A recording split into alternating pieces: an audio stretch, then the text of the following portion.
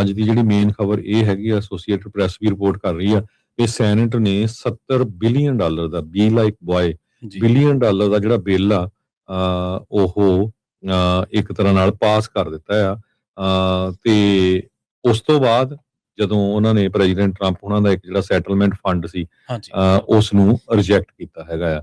ਸੋ senators ਨੇ 52 ਦੇ ਮੁਕਾਬਲੇ 47 ਦੇ ਨਾਲ ਇਹ ਜਿਹੜਾ ਬਿੱਲ ਆ ਉਸ ਨੂੰ ਪਾਸ ਕਰ ਦਿੱਤਾ ਹੈ। ਇਮੀਗ੍ਰੇਸ਼ਨ ਤੇ ਕਸਟਮ ਇਨਫੋਰਸਮੈਂਟ ਤੇ ਬਾਰਡਰ ਪੈਟਰੋਲ ਨੂੰ ਆਉਣ ਵਾਲੇ 3 ਸਾਲਾਂ ਦੇ ਲਈ ਜਾਣੀ ਕਿ ਟਰੰਪ ਉਹਨਾਂ ਦੀ ਜਿਹੜੀ ਟਰਮ ਖਤਮ ਹੋਣੀ ਆ ਤਦ ਤੱਕ $70 ਬਿਲੀਅਨ ਮਿਲੂਗਾ। ਇਥੋਂ ਤੁਸੀਂ ਅੰਦਾਜ਼ਾ ਲਾ ਲਓ ਕਿ ਕਿੰਨੀ ਕੁ ਸਟਰੋਂਗ ਜਿਹੜੀ ਆ ਇਮੀਗ੍ਰੇਸ਼ਨ ਤੇ ਕਸਟਮ ਇਨਫੋਰਸਮੈਂਟ ਏਜੰਸੀ ਤੇ ਬਾਰਡਰ ਪੈਟਰੋਲ ਏਜੰਟਸ ਹੋਣ ਜਾ ਰਹੇ ਆ।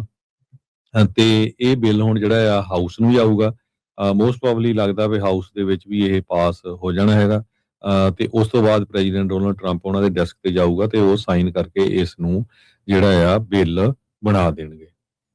ਜੀ ਬਿਲਕੁਲ। ਸੋ ਅਮਰੀਕੀ ਸਿਆਸਤ ਦੇ ਵਿੱਚ ਖਾਸੀ ਚਰਚਾ ਇਸ ਬਿੱਲ ਦੀ ਸੀਗੀ। ਕਈ ਦੱਸਦੇ ਆ ਕਿ ਪਹਿਲਾਂ ਮਿਨੀਐਪਲਿਸ ਦੇ ਵਿੱਚ ਜਦੋਂ ਫੈਡਰਲ ਏਜੰਟ ਦੁਆਰਾ 2 ਜਿਹੜੇ ਮੁਜ਼ਾਹਰਾਕਾਰੀ ਸੀਗੇ, ਰੇਨੇ ਗੁੱਡ ਤੇ ਐਲੈਕਸ ਪੈਟੀ ਦੀ ਮੌਤ ਹੋਈ ਸੀਗੀ, ਉਸ ਤੋਂ ਬਾਅਦ ਦੇਸ਼ ਭਰ ਦੇ ਵਿੱਚ, ਔਰ ਮੈਨੂੰ ਲੱਗਦਾ ਕਿ ਇਹ ਚੰਗੀ ਗੱਲ ਹੈ, ਦੇਸ਼ ਭਰ ਦੇ ਵਿੱਚ ਜਿਹੜੇ ਇਮੀਗ੍ਰੇਸ਼ਨ ਡਿਪਾਰਟਮੈਂਟ ਦੇ ਨਾਲ ਜੁੜੇ ਲੋਕ ਨੇ, ਉਹਨਾਂ ਦੇ ਜਿਹੜੇ ਕੰਮ ਕਰਨ ਦੇ ਤੌਰ ਤਰੀਕੇ ਨੇ, ਉਹਨਾਂ ਦੇ ਵਿੱਚ ਬਹੁਤ ਵੱਡੀ ਬਹਿਸ ਚੱਲੀ ਸੀ।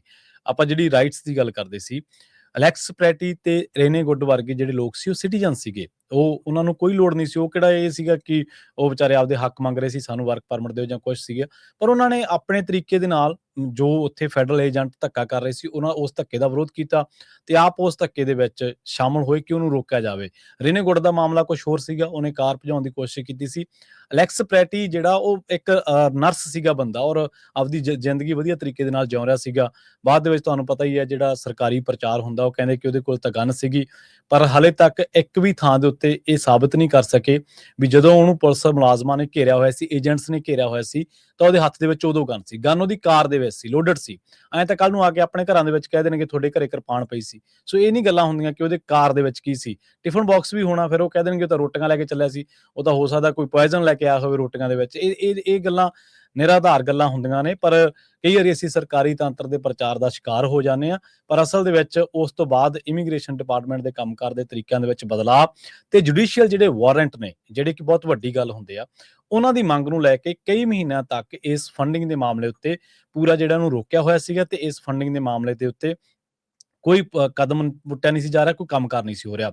ਬਾਅਦ ਦੇ ਵਿੱਚ ਜਿਹੜਾ ਇੱਕ ਹੋਮਲੈਂਡ ਸਿਕਿਉਰਿਟੀ ਵਿਭਾਗ ਦੇ ਨਾਲ, ਡਿਪਾਰਟਮੈਂਟ ਦੇ ਨਾਲ ਇਹ ਵੀ ਚੱਲਿਆ ਕਿ ਬਿਨਾਂ ਰੈਗੂਲਰ ਬਜਟ ਦੇ ਚੱਲ ਰਿਹਾ, ਤੇ ਹੁਣ ਇਸ ਬਿੱਲ ਦੇ ਰਾਹੀਂ ਇਹਨੂੰ ਬਹਾਲ ਕਰਨ ਦੀ ਜਿਹੜੀ ਆ ਉਹ ਕੋਸ਼ਿਸ਼ ਕੀਤੀ ਗਈ ਆ।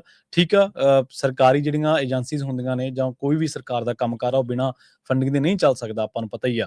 ਪਰ ਫੰਡਿੰਗ ਦੇ ਨਾਲ ਉਹਦੀ ਇੰਪਲੀਮੈਂਟੇਸ਼ਨ ਕਿਵੇਂ ਹੋ ਰਹੀ ਆ, ਇਹ ਸਭ ਤੋਂ ਵੱਡੀ ਗੱਲ ਹੁੰਦੀ ਹੈ ਦੇਖਣ ਦੇ ਲਈ, ਜਾਣਨ ਦੇ ਲਈ। ਜੀ ਜੀ ਬਿਲਕੁਲ।